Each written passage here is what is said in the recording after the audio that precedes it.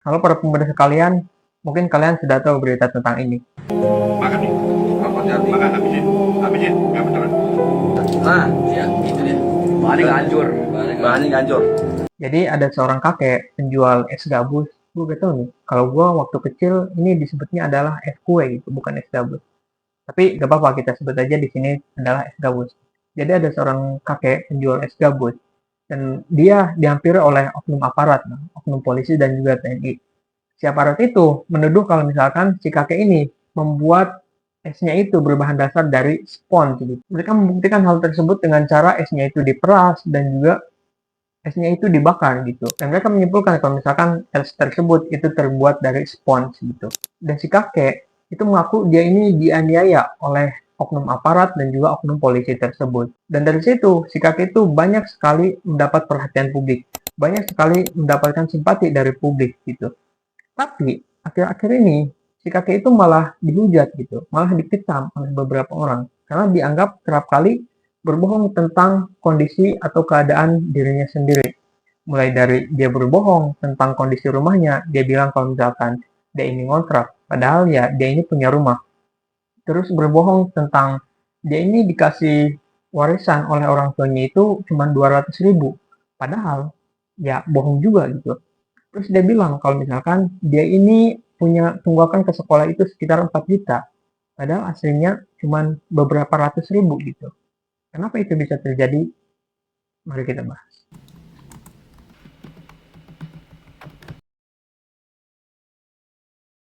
Gini, gue mau kasih tahu dulu ke teman-teman kalau misalkan video ini gue buat bukan untuk menyudutkan si kakek, tapi gue mau buat video ini adalah mau bahas tentang eksploitasi simpati gitu. Jadi kejadian si kakek ini gue hanya jadikan sebagai studi kasus. Gue gak ada maksud buat menyudutkan si kakek ini. Perlu teman-teman ketahui, kejadian si kakek itu bukan satu-satunya dan bukan pertama kali. Sebelum-sebelumnya juga sudah ada kejadian seperti ini gitu. Mungkin yang paling viral itu kalian tahulah cerita tentang Agus gitu. Agus ini adalah seorang korban penyiraman air keras oleh seseorang gitu. Gue gak usah ceritain panjang lebar lah tentang kasus Agus ini. Mungkin kalian juga udah tahu gitu. Dari kasus-kasus itu adalah disebut dengan eksploitasi simpati. Jadi eksploitasi simpati itu apa? Seseorang yang mendapatkan simpati, mereka malah mengeksploitasinya. Jadi dari hasil seseorang yang mendapatkan simpati, mereka memanfaatkan rasa kasihan, iba untuk meraup keuntungan itu, baik materi, popularitas, ataupun dukungan sosial. Dan trik eksploitasi simpati ini bukan hanya dipakai buat kasus-kasus tersebut gitu. Eksploitasi simpati ini sering kita lihat pada pengemis-pengemis gitu. Pengemis itu memanfaatkan simpati tadi untuk bisa meraup keuntungan. Jadi mereka itu mengeksploitasi simpati. Mereka membuat seolah-olah badannya cacat supaya terlihat menyedihkan gitu, supaya kita ini mengasih uang gitu, ngasih uang ke mereka. Terus ada yang berpura-pura bercerita kondisi hidupnya, kalau misalkan dia ini susah, kekurangan uang lah segala macam.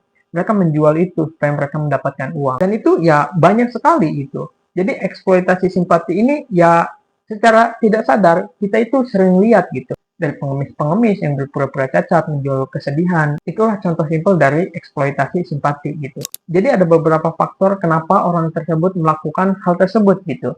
Ya salah satunya adalah mungkin karena faktor ekonomi gitu, ekonomi faktor atau juga atensi dari perhatian publik. Jadi di media sosial itu perhatian itu adalah sebuah bentuk mata uang. Kita tidak bisa pungkiri di media sosial perhatian itu adalah sebuah bentuk mata uang gitu. Dan kesedihan itu adalah faktor pemicu yang paling kuat untuk seseorang itu kenapa mereka untuk bisa mengeksploitasi simpati gitu. Dan menjual kesedihan itu banyak sekali yang sudah berhasil melakukannya. Banyak sekali di media sosial orang yang melakukannya dan itu berhasil. Karena kesedihan ini faktor pemicu yang paling kuat dan faktor lainnya adalah orang ini mungkin menganggap kalau misalkan karena sedang viral itu menjadi sebuah jalan pintas atau mungkin ya memang kebutuhan mendesak aja gitu. Jadi bagi pelaku memanipulasi fakta itu merupakan cara tercepat untuk bisa mereka mendapatkan keuntungan gitu dibandingkan dengan mereka bekerja secara normal gitu.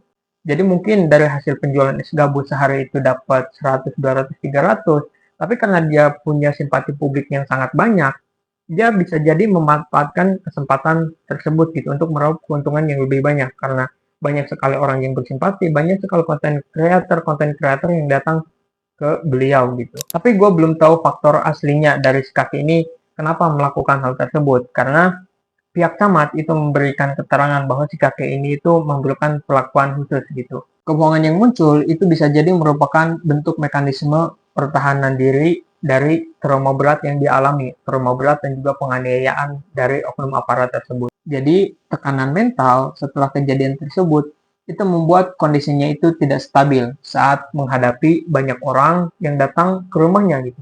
Walau bagaimanapun kebohongan tetaplah kebohongan. Kita tidak bisa membenarkan hal tersebut gitu. Gue jadi penasaran, siapa yang ngebuat si kakek supaya berbuat seperti itu?